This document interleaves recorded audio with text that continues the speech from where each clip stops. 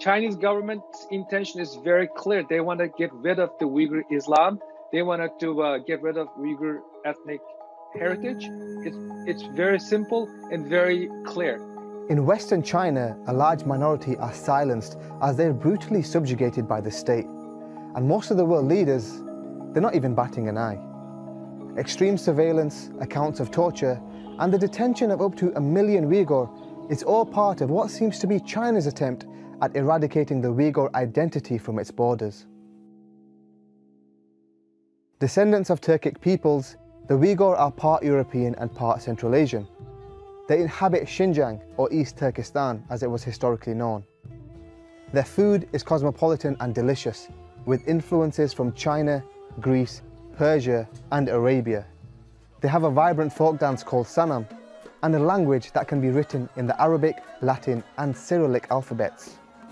It's a beautiful culture that China exploits to boost tourism, while also suppressing the people who make it.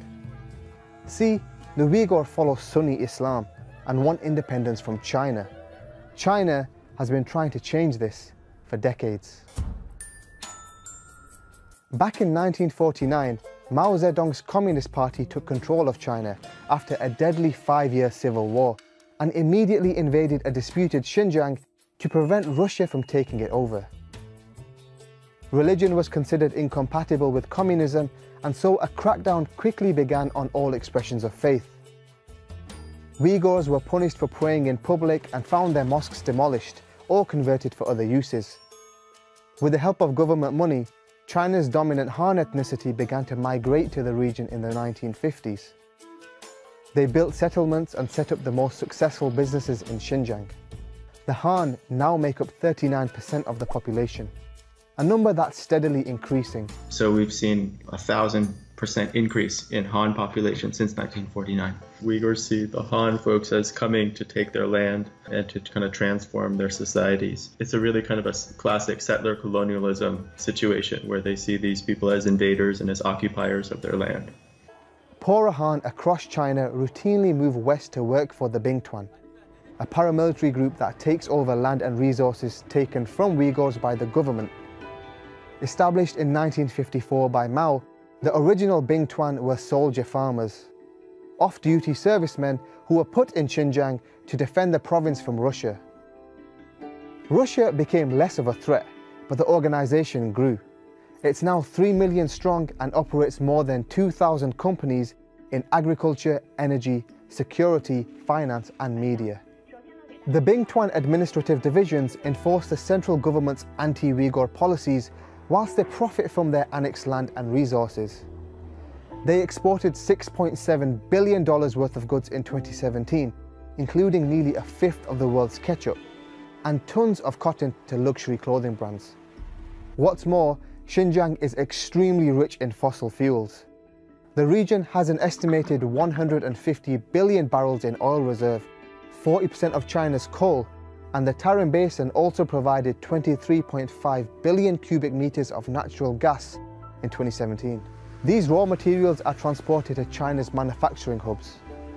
It's a multi-billion-dollar process where everyone benefits except the Uyghur, who are excluded from many employment opportunities and in some areas make only $12 a month.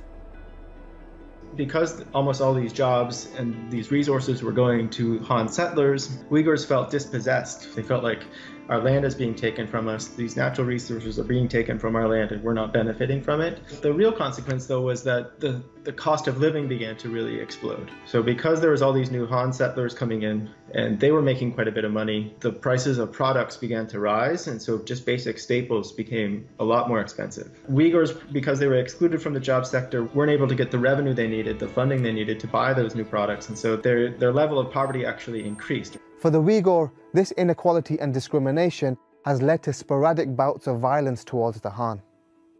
In the 80s and 90s, separatist groups coordinated unsuccessful revolts against China.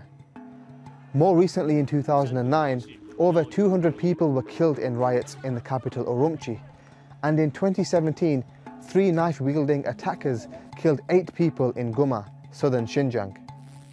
The government now burn identifying QR codes into all knives purchased by Uyghurs. A handful of Uyghur have also been recruited by violent groups like ISIL and Al-Qaeda, giving China a chance to justify their actions against them as fighting terrorism. But the authorities are treating any expression of Uyghur identity as part of what they call the three evils: separatism, terrorism, and religious extremism. Uyghur women have been banned from wearing the hijab, and young men are not allowed to grow long beards.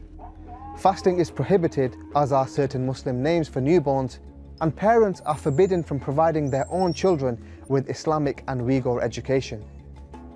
Youth under 18 are not allowed in mosques during sermons, and the Quran itself must be approved by the state, meaning the text is altered to fit the Communist Party's ideology.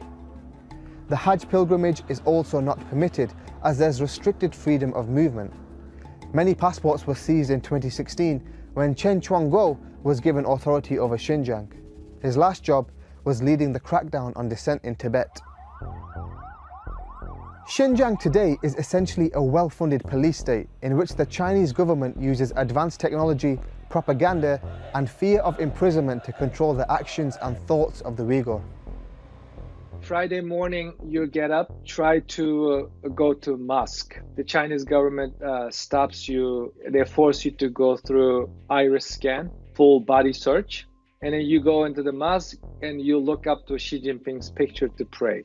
You're not supposed to have somebody's image in the mosque, but they worship the red flag and Xi Jinping's picture in the mosques. In 2017, China spent $8.5 billion to monitor every aspect of Uyghur life. Xinjiang is littered with thousands of cameras, many with facial recognition technology, and vehicles are registered to track any suspicious movements between areas. Wi-Fi sniffers and a mandatory mobile app regularly scan Uyghur devices for content deemed politically incorrect. Uyghur are forced to provide DNA samples, biometric data, and personal information on their religious lifestyle and relationships. The state then decides whether they're safe, and the information is tied to an ID card that must be presented at checkpoints, fuel stations, and even supermarkets. The Uyghurs who are found to be not safe are sent to prison or to re-education camps. Human rights groups report that there are over 1 million Uyghurs in these internment camps. China calls them vocational training centers. People put here are accused of extremist behaviors, such as marrying in a religious ceremony, refusing to watch state TV, or even a slight change in routine, such as purchasing more food than usual. They force people to, raise the Chinese flag outside their home, to post posters of Xi Jinping and other leaders in their home. And also when they go into people's homes, they check to see if there's any Islamic imagery on the walls, any quotations from the Quran, or pictures of a mosque or something like that, which is something that many Uyghurs had before. If they see any of those things, then they say, oh, this is an extremist person or an extremist suspicious person. Sessions in the camps include praising President Xi Jinping, studying communist propaganda, and criticizing their own Uyghur language, culture, and religion. There have also been accounts of people being tortured, beaten, and even killed in these camps. China denies any breach of human rights.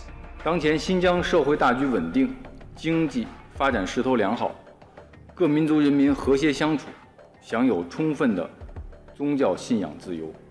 But there could be another reason why countries are failing to speak up. China is in the preliminary stages of the multi-trillion-dollar Belt and Road Initiative. It's an ambitious infrastructure project that spans over 60 countries and aims to make it easy for the world to trade with China, mostly through Xinjiang, the homeland of the Uyghur. China could be indirectly buying the silence of many of these nations. The countries involved will receive loans in the millions of dollars to develop structures, roads, railways, and pipelines. And this may be enough to make them turn a blind eye to the plight of the Uyghur. No one is speaking out, particularly in the Islamic world. Where is Saudi Arabia? Where is Turkey? Where is Iran? Where is King Abdullah of Jordan? Where is the outcry? The Chinese government is calling your religion as a mental disease. Where is the outcry?